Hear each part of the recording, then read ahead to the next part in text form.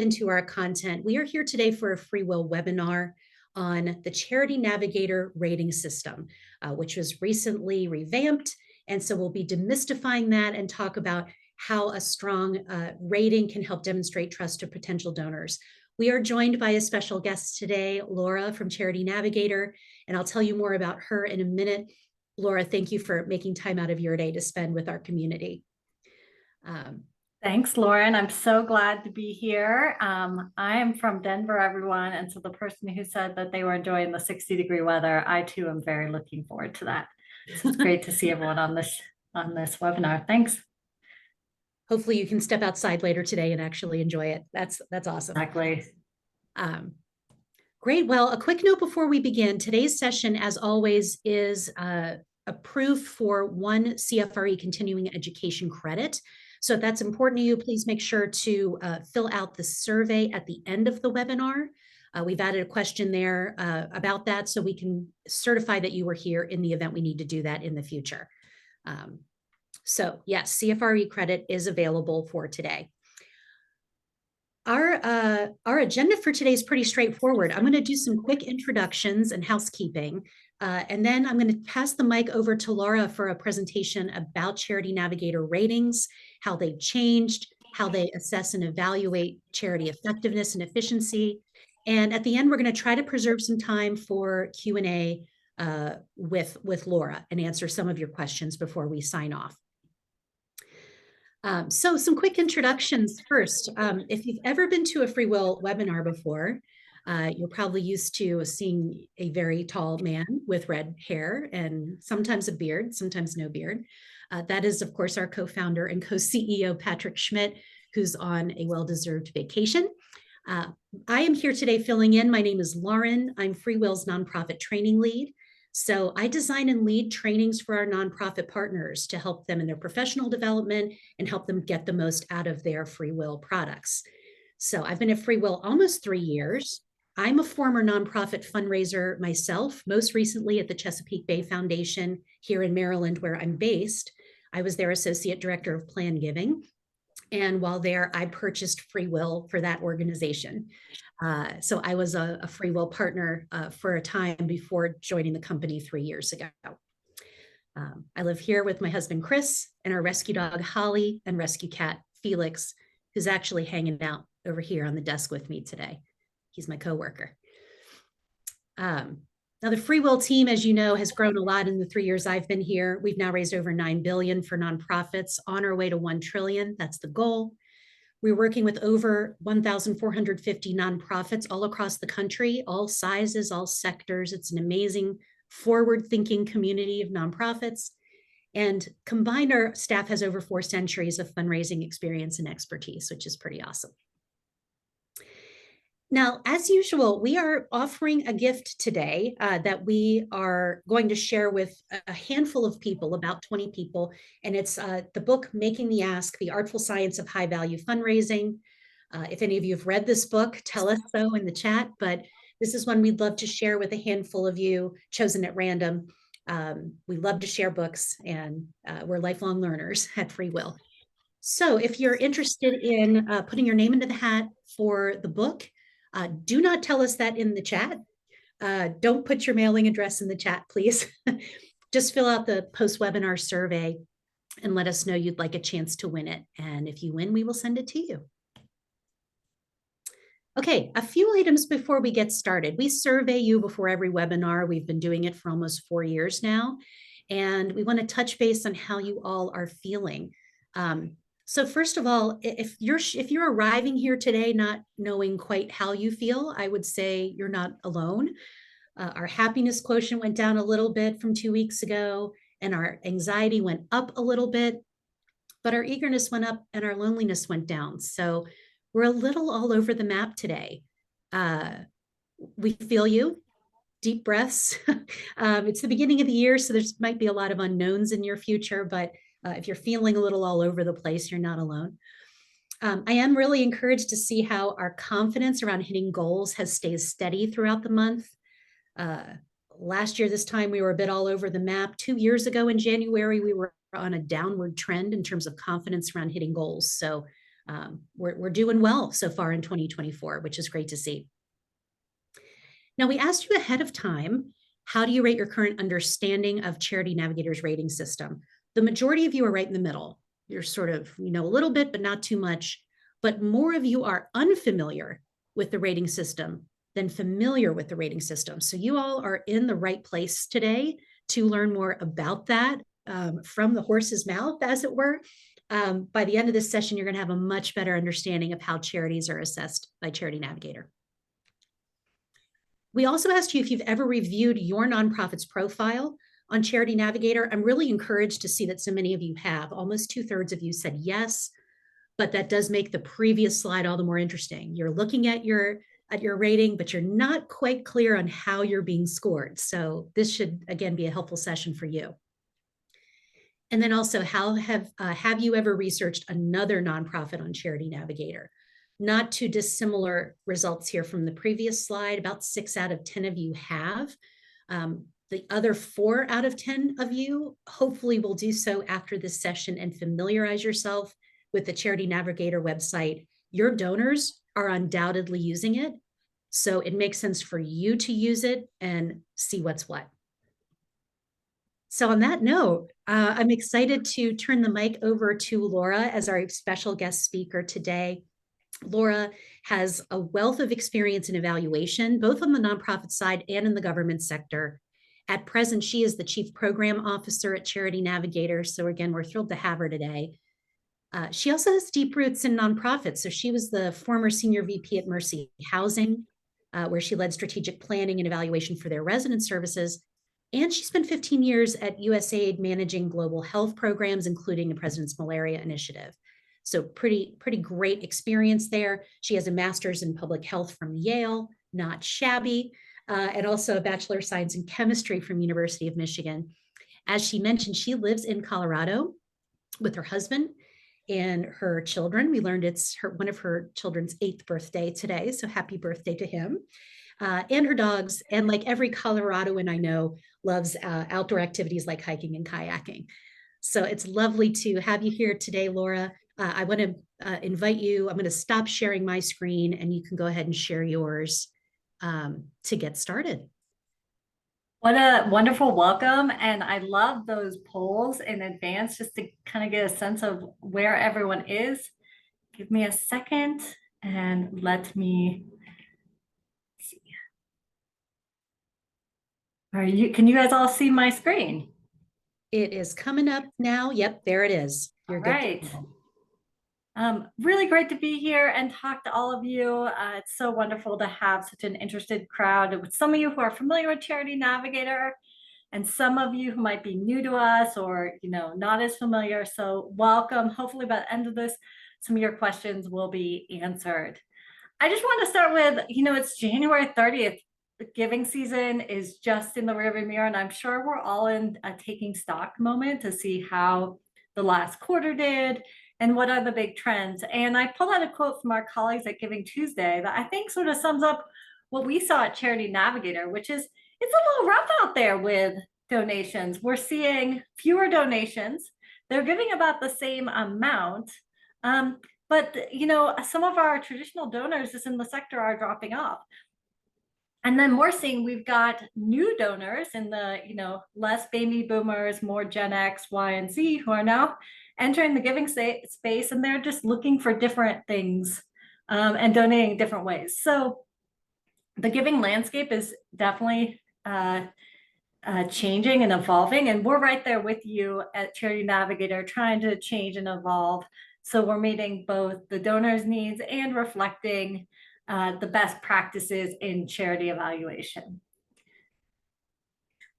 Okay, so a little bit about Charity Navigator. Our mission is to make impactful giving easier for all. What we really want to do is to help donors find the charities that really align with their values and make it easy for them to feel like if they give, that they're giving to a trustworthy organization. So that's why our staff get out of bed at night, is to really lift up those high-performing charities and make them more discoverable by donors who might be really interested in the work you're doing. And we really want to build a bridge of trust between the donor, and the high-performing nonprofits. So we have a lot of different users at Charity Navigator, and I like to call this out because I think most people think of us as a place where individual donors come to find charities. And that's certainly a large part of our visitors. I like to joke that my mom, who's, in her 80s and always been very charitable, is sort of the Charity Navigator user. But we have so many others. We have foundations and grant makers, particularly community foundations and small family foundations use us for due diligence, just to kind of narrow the scope of who they want to give to. We have institutional DAFs. I have many connections with the people who provide giving recommendations to high net worth donors at institutional DAFs who use our site for basic research. We have the media and press who look at us to find out more about charities that they might be researching. And we actually have an alerts function that highlights issues happening at charities that we partner with media on. Nonprofit professionals like yourself often use the site for fundraising, or I've heard people talk about how they use it before they go to job interviews because it's a quick way to learn a little bit more about a charity. And finally, corporations are increasingly using our site for their CSR work. So we have a lot of different donors and users coming to our site, and they're all kind of trying to look for different aspects of our rating. So I'm going to spend most of the day talking about the basics of our rating. There's a lot of nuance to our rating, and I won't be able to get into the details, but please drop questions into the chat and we'll try to get to them at the end so that you come away with what you feel like you needed from this webinar. So she already asked this, but I would love it if all of you, while I'm talking, just pull up your rating for your organization. If you haven't done that, you can go to charitynavigator.org and put in your EIN. There's a lot of charities with similar names, so I always say use your EIN and just have it up during our session.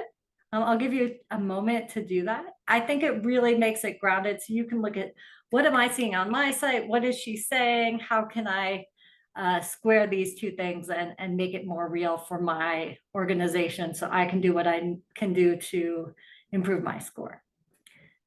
So when I see a few yeses, I've got your charity up, just sweet 92. I love that. Great. Yep. All right. Great. Fantastic. 4 stars. Love it. All right. So let's dive in. For those of you who are looking at your site, you probably see some sort of version of a star rating. We have a 0 to 4 star system.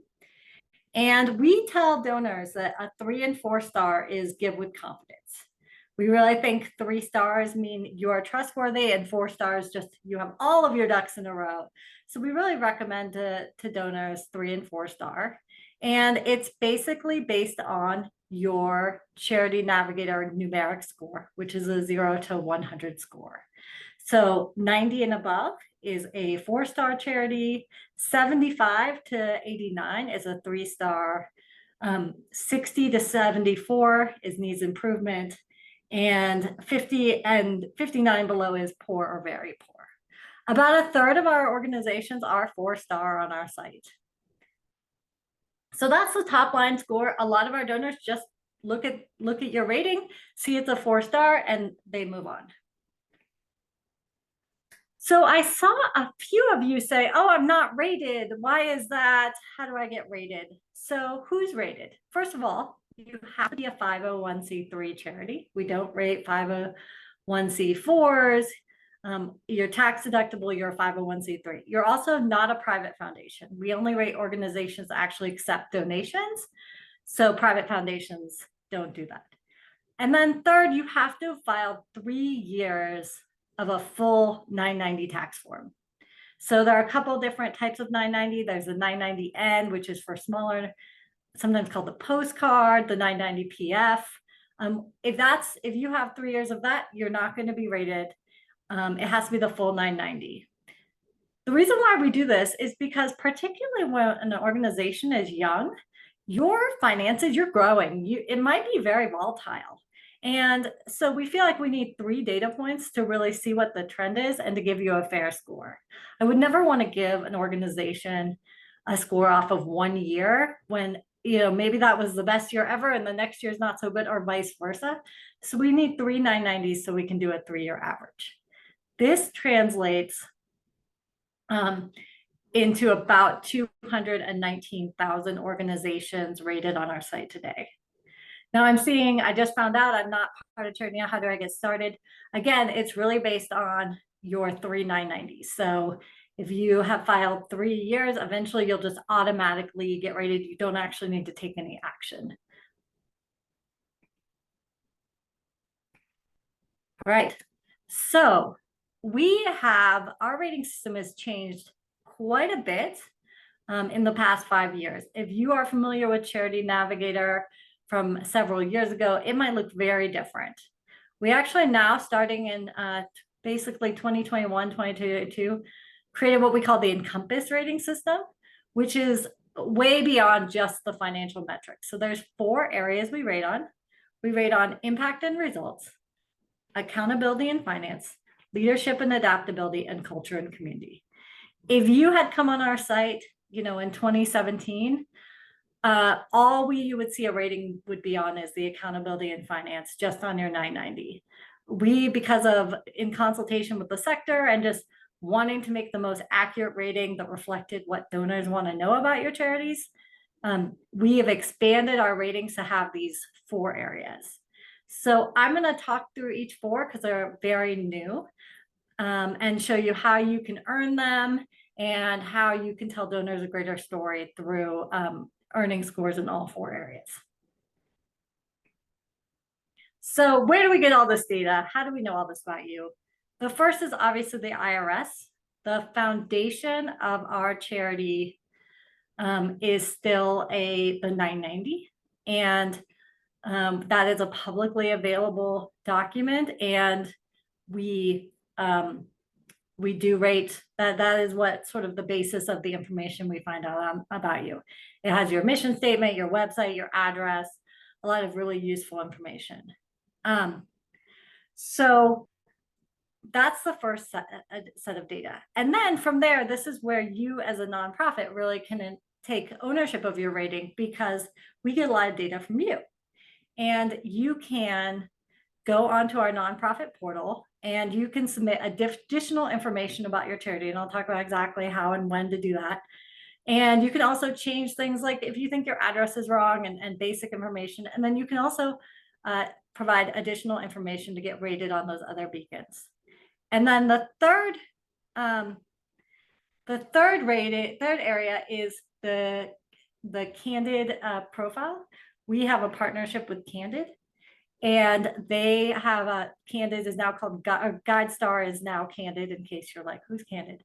So the GuideStar profile, a lot of nonprofits also provide data there. And rather than asking you to also provide that data twice to us, we use that data as part of our rating. And then we have other partnerships with groups like Impact Genome on impact ratings.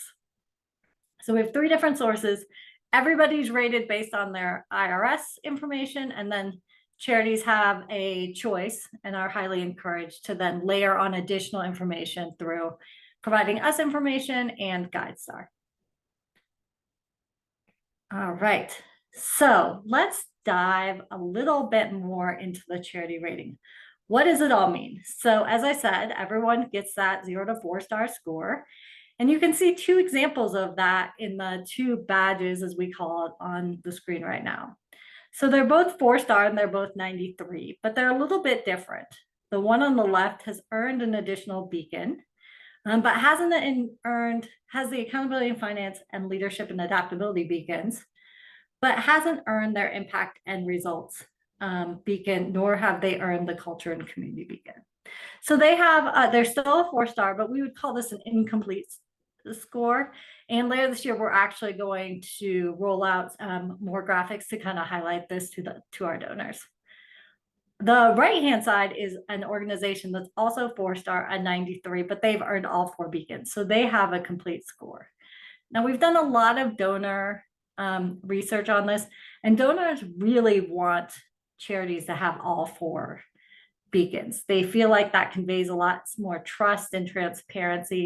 And I get a lot of questions about why has an organization not submitted more information? Why aren't they more transparent? I want to give to an organization that has 4 stars. So this is what donors are asking us to have more ratings that are more complete.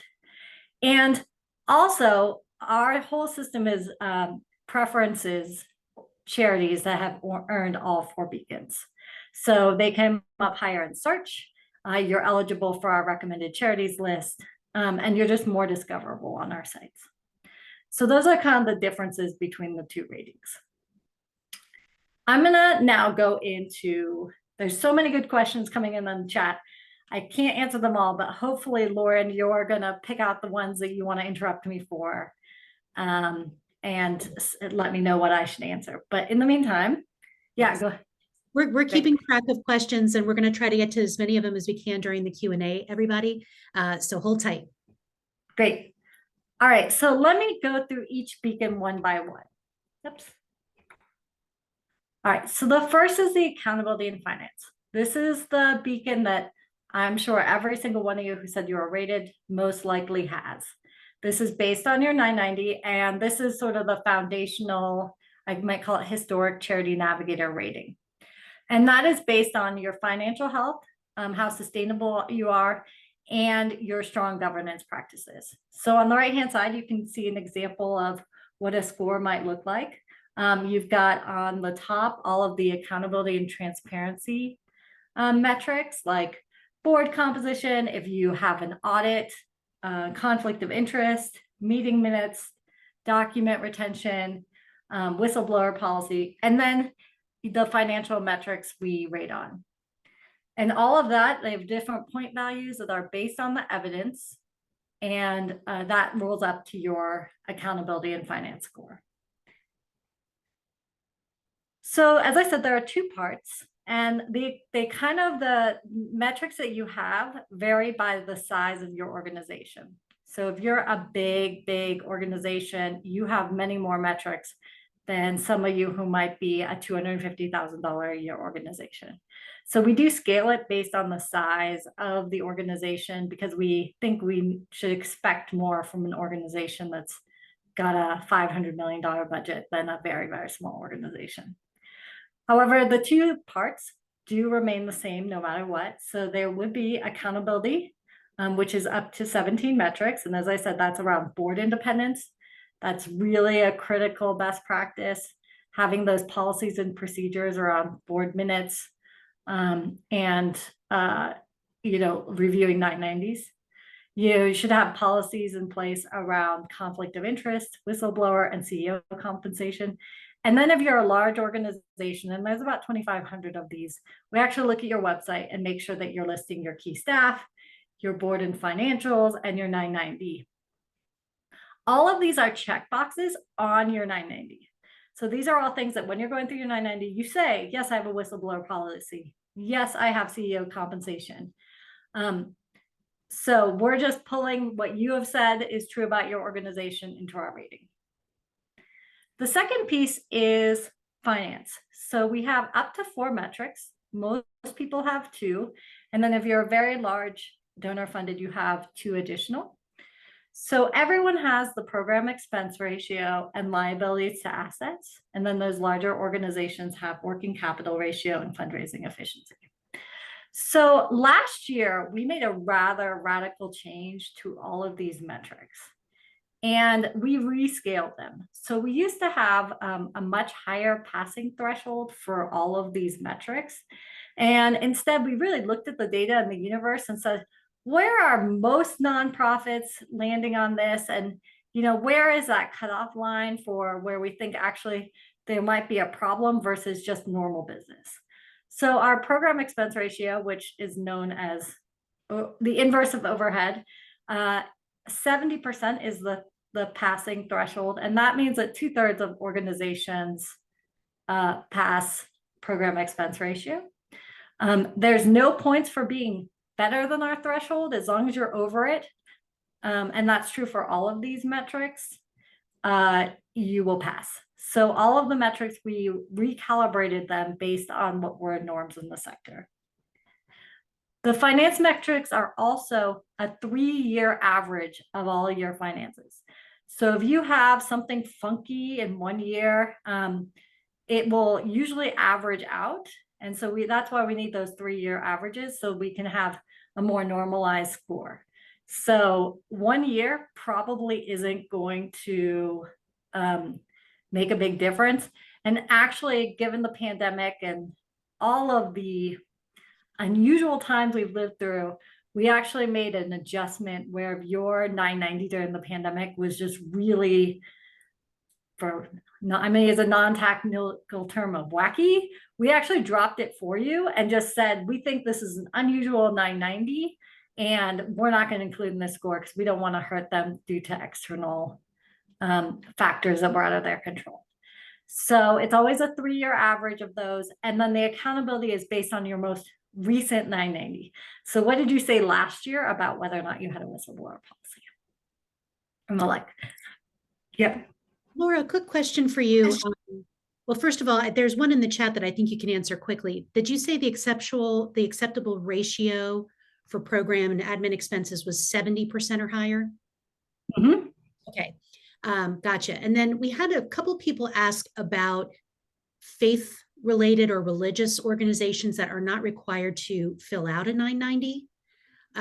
Can they be included on Charity Navigator, and how do you consider religious nonprofits who don't file 990s? Yeah, it's a tricky question. We really do need that 990 because it's the only way that we can equitably rate everyone kind of on the same thing. So that's just a threshold criteria that you need to have filed a 990. I realize that that means some religious organizations who've chosen not to file 990s won't be rated.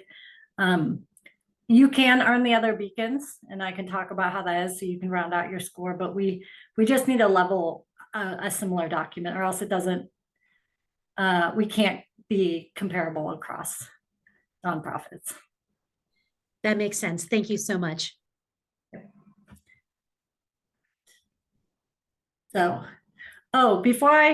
so a lot of you who have fiscal year that mirror the calendar year are probably starting to think about that 990 and submitting it later that spring. I get a lot of nonprofits coming to me and say, oh, I just didn't pay attention. We do have a whistleblower policy. I just forgot to check the box. And the 990 is a data source that's used by not just us, but many people, researchers, there's foundations. And so we're really committed to having those be accurate. And so I usually tell that person, I'm really sorry, but you have to amend the 990 because that's what's best for the sector, is for that information to be accurate.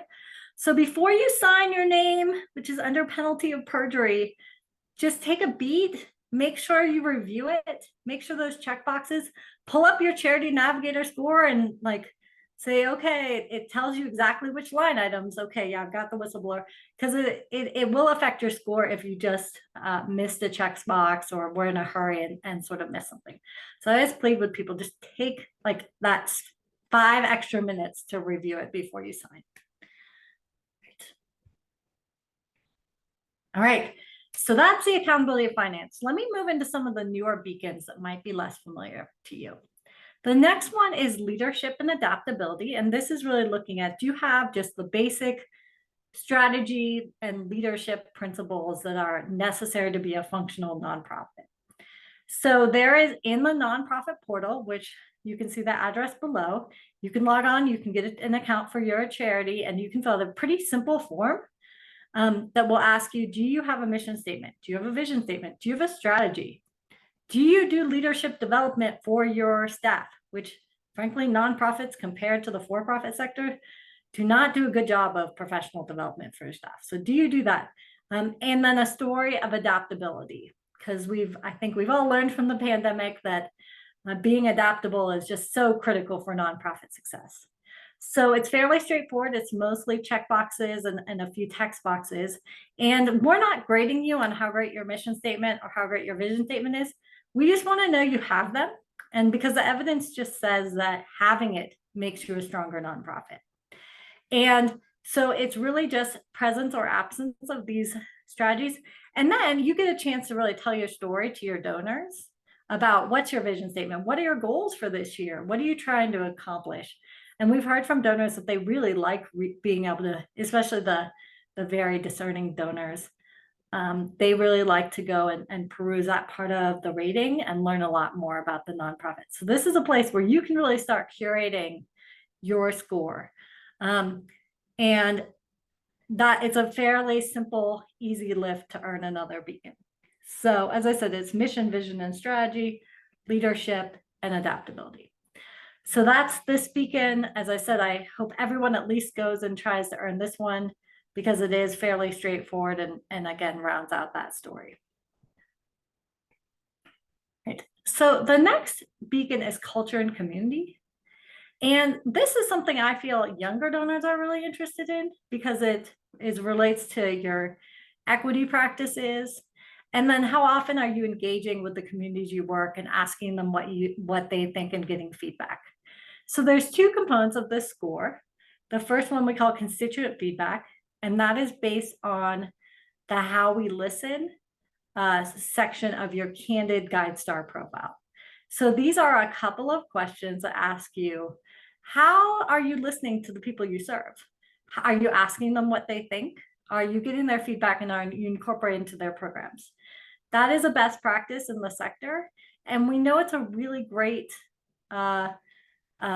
proxy for program quality. In my years in pre-Charity Navigator, we were always asking, our constituents, what do you think? How can we improve our programs? And it really did strengthen our programs. So it's a handful of questions that you get full credit if you just say you're listening to your constituents. The second piece is on equity, particularly Gen Z. This is something they're very interested in. Is the charity really promoting equity in the sector? So this lays out 14 best practices related to policies and data collection that other people, experts other than ourselves, have identified as being things that all nonprofits should be doing to promoting equity. So as I said, it's a checkbox where you can go through it, ask things like, are you looking at the demographics of the people that you serve to make sure it's who you think it should be? Things of that nature. Are you trying to diversify your board? So it's a really great checklist. And I think it's actually a good thing for nonprofits just to peruse and say, how am I doing against this?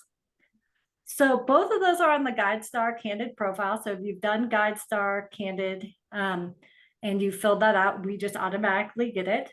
And it's, again, this is something we're really finding donors are increasingly interested in, particularly those younger donors where equity is a core value. Laura, quick question, just a clarifying question that we're getting from a few people.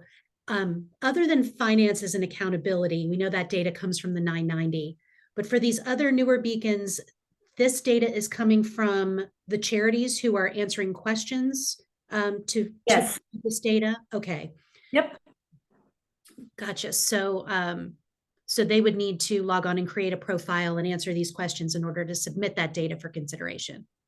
Exactly. Yep. Just checking. Thank you. Yep. Thank you for clarifying that. And so this is where, as I was saying before, this really gives you an opportunity to curate your rating and tell a broader story. I've heard so many times from nonprofits, I don't want my whole rating just to be about my 990. I'm so much bigger than that. And this is your opportunity to tell that story, right? I agree. Yes, I agree. You are so much more than your 990. So tell us more about you so we can tell that story for you as well. And then the last is impact and results. This is an area that we are trying to scale up. So many of you may not be eligible for this, but we are trying to create impact and results ratings for charities. It's trying to answer two questions. Is this nonprofit achieving its mission, and are you doing it in a cost-effective way? And if you're eligible and submit data, you'll get a score something like an $80 donation provides a night of shelter to a person experiencing homelessness. Donors really love this sort of value for money proposition, and I've seen nonprofits who've gotten impact rating then use this in their annual reports as so the external validation of their work. Now, this is a new area and it takes a lot of work to rate organizations on impact. So we're doing it program area by program area. So right now we only have, as you can see on the right-hand side, about, I think, 17 areas where you could get an impact rating. So if you are working in any of those areas, you may be eligible, and you can log into our portal and you'll be asked a series of questions about your program outcomes and your program costs, and then we'll create an impact rating on that. There are 3 levels of score. 100 is very cost effective, 80 is cost effective, and not cost effective is 65. And we also have other organizations who are rated through a different means, through partnerships with organizations who also do impact ratings, and they share their ratings with us. So if you're not on this list, but you see yourself being rated, it might be because one of our partners has provided a rating for you. So it is a bigger lift to earn this beacon. And for those of you who are eligible, I've heard so many positive things from nonprofits who say, oh, I kind of got a free impact evaluation from a third party. I'm a really small nonprofit. I could never have paid for this. So for some nonprofits, this is a really great opportunity to tell their story and potentially prove that they're impactful. As I said, not everyone's eligible yet. If you are not eligible, it doesn't hurt you in any way. We don't ding you for not being eligible, or that you don't have an impact rating. It's just an opportunity for you to earn this additional beacon. However, we're working on expanding eligibility. So coming in April, we're going to launch what we're calling the capacity for impact measurement. And this is a way for those of you, because we feel like in order to be impactful, you have to actually measure your impact, right? That's the only way anyone's going to know. So we want to start really rewarding and encouraging nonprofits to strengthen their monitoring and evaluation, and giving you credit for that. So we're pilot testing this assessment right now. Excuse me. And if you are logging onto our nonprofit portal, you can actually see this and look at all the questions. It's in pilot test right now. You can even submit your answers, and we're just using it for validation purposes. It won't be scored, but you can take a look. And everyone will be eligible. It won't be worth quite as much as a full impact rating, but it is a way for you to tell donors that you're on the path towards being impactful. So stay tuned for that. We'll have a lot of announcements about that and when exactly it's open. And that's a way for everybody to earn all 4 beacons. All right, I'm almost done. So I get this question a lot. Is it worth it to earn those beacons? I'm obviously biased, but I would say yes. We are in the midst of analyzing our 2023 data, but our 2022 data very clearly showed that organizations received extra donations for there was a linear relationship between the amount of donations they received through our site for every beacon they earned. So basically, more beacons resulted in better fundraising, at least through our site, for those organizations. We also, because we want to share with the donors the best possible information about a charity, in order to be on our coveted recommended charities list, which get most of our traffic, you have to have at least 2 beacons and be a 4-star. And so we found that being on a Where to Give Now list translated into as much as $20,000 additional through our site, and being on the Perfect Charities list results in about 4,000 additional donations through our site. Now, only 1% of our users use our site for donations. So we assume that many people come and after looking at our list and go to your site and donate. We just can't quantify that. So we believe that the impact is actually much more. So I do think it is worth it. It's not a heavy lift to do this. And it can really translate, especially in these tough fundraising times, as a way to distinguish yourselves from other nonprofits. So just to summarize, how can you update your rating? Again, you can go and you can review your finance and accountability score, if that's all you have, and look so that when you fill out your next 990, you know maybe areas where you can build your capacity. Create a nonprofit portal account, and you can complete your leadership and adaptability beacon. I think that will take less than an hour, and check to see if you're eligible for impact. And when it's available, fill out that capacity for measurement assessment. And then for those of you who are also engaged with Candid, you can go over to Candid, and as part of your annual update of the GuideStar profile, you can, if you fill out all of the sections, that automatically comes to us. So that's, I tried to rush through at the end because I know we're running out of time, but here's the portal, www.org.portal. Charities can have multiple portal users. So even if someone else has an account at your charity, you can also get an account. Follow us on Twitter and LinkedIn. We'll have a lot of updates on new methodologies as they come out and new announcements, and they'll also get on the mail list. So thank you. Hopefully that helped. I know there's probably a lot of questions. So yeah, I'd love to hear them. Yeah, we have far more questions than we'll be able to answer in just a few minutes. So I would encourage all of you to get onto Charity Navigator's email list to stay in touch with them, follow them on their social profiles so that you can stay in the know when changes like this happen. But before we do Q&A, I just have a couple quick reminders. Laura, if you could stop sharing your screen, Okay. I'll go back to my slides for just a second, and then we'll answer a few questions, everybody. So a couple of quick reminders. We are doing that book giveaway today. So if you'd like to be considered for that, make sure to note that in the survey so you can get a copy of Making the Ask today.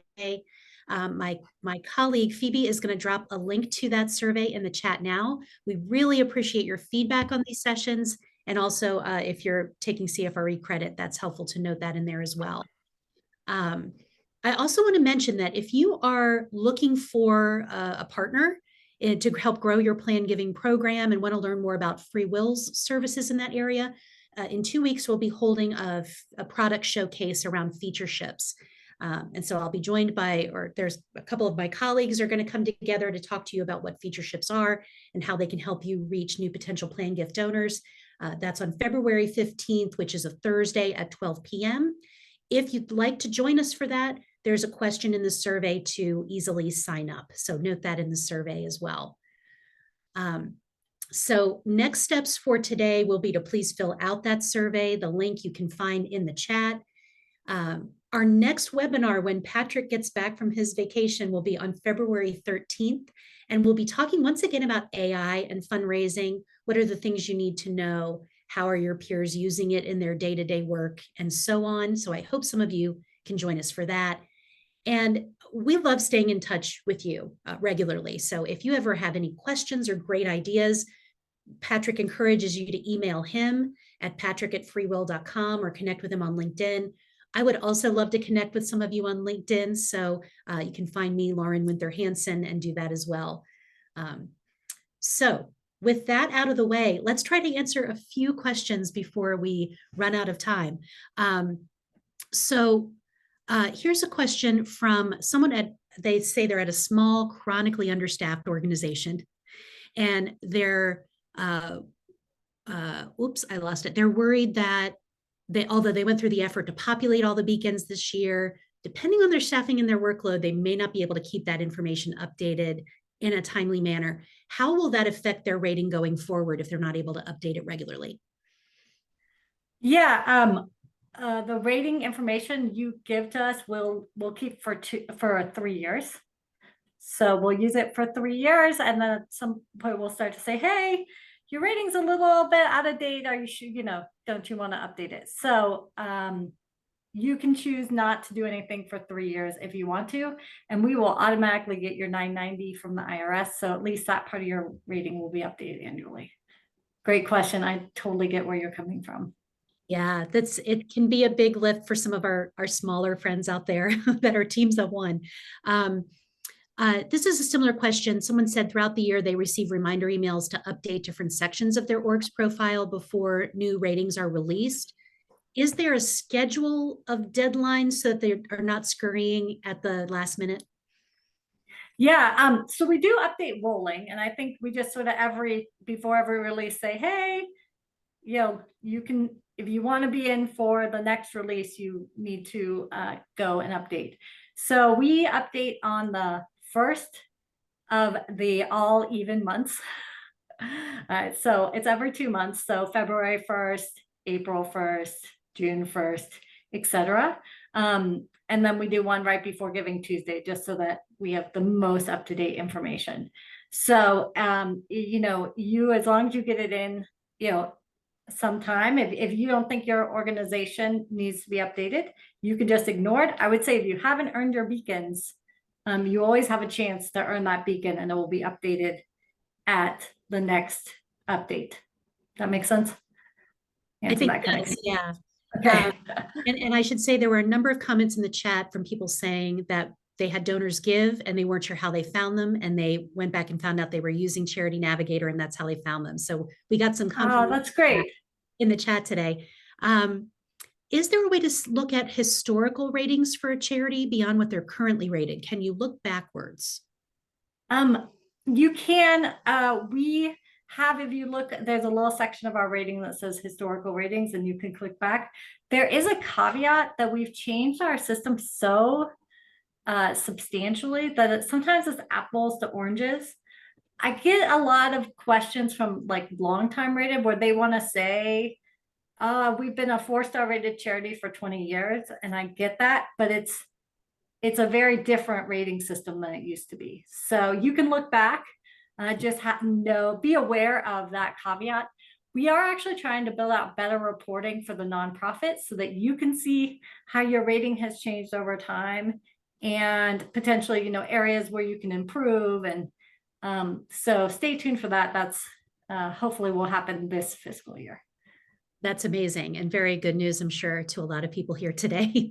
There were a couple of questions related to how someone is listed on Charity Navigator. So maybe they have a legal name, but they have a DBA that they do business under, or maybe the nonprofit has changed their name in recent years. Is that something that will just get updated as the new 990s flow into the IRS and flow into your system? Yes, and you can log in, and if you get a portal account, you can go change that. Ah, great. Okay. Yeah. Take note, everybody who asked, create a portal account and you can update your name if need to. Yeah. Let's see. There were several questions on that, actually.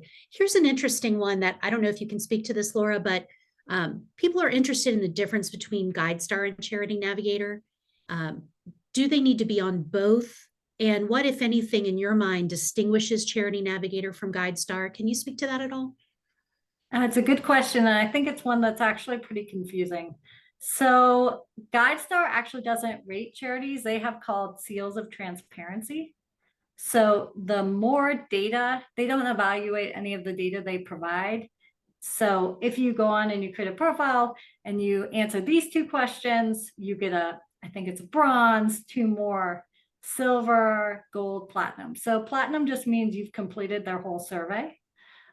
So they're not creating any evaluation of the charities, versus we're, for lack of a better term, actually making a judgment on a nonprofit's effectiveness. Awesome. Yeah, that's helpful to know. I would say from my life as a fundraiser that it doesn't hurt to be listed on both, because donors may be looking in one place or the other, or both. But now we have a better idea of what distinguishes Charity Navigator, which is that assessment, that value judgment based on the data that they submit. I wish we had another half hour to go through all the questions, because there's great ones, but we're nearly out of time. And so we're seeing a lot of thanks in the chat for all the helpful information.